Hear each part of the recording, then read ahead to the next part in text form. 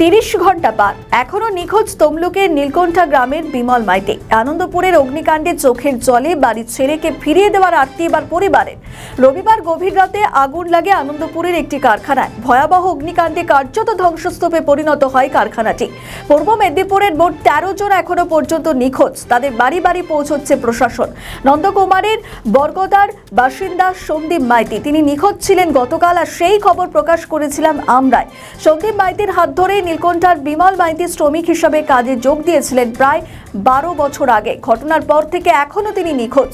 পরিবারের লোক ঘটনাস্থলে গিয়েও কোনো সুরাহা পায়নি। কান্নায় ভেঙে পড়েছে পরিবার। তাদের দাবি তাদের ছেলেকে প্রশাসন ফিরিয়ে দিক। তাতেও কোনো খবর আসেনি। হ্যাঁ, এইবারে কি মিসিং ডায়েরি ফাইরি করেছে, তার জন্য কতটা কি শুরু হয় আমি বলতে পারছি না। কন্ট্রাক্টর কি বলে? হ্যাঁ, কন্ট্রাক্টরের সঙ্গে কথা হয়েছে? কন্ট্রাক্টর স্যার তো তার ফোন অফ। এই এখনো পর্যন্ত সুইচ অফ। ওদি গঙ্গারে কাজ করতো। হ্যাঁ স্যার, কাজ করতে চাই মনে হয় 10 বছর 12 বছর 15 বছর ধরে কিছু কম হয়ে যায়। হ্যাঁ 10 12 14 বছর ধরুন অনেকদিন কাজ করছে। হ্যাঁ এই অবস্থা। সব শেষ করে দিয়ে চলে গেল। আমার নাম ভরত মাইতি। আপনার ছেলে? হ্যাঁ, একটাই ছেলে গো।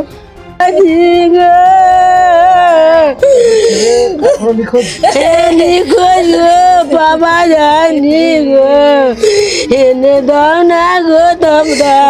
কোথায় কালি? ওই তো গলি কথা আনন্দ ভরে না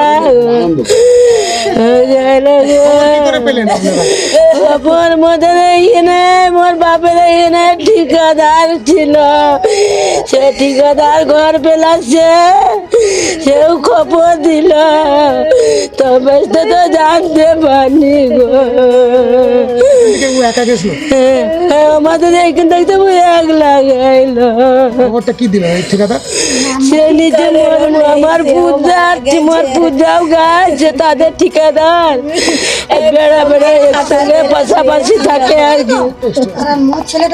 তারা ঘর চলেছে, সেও খবর দিল, বলে তোমাদের এখানে 5-6 জন নিয়ে মারাতে হইয়া যা।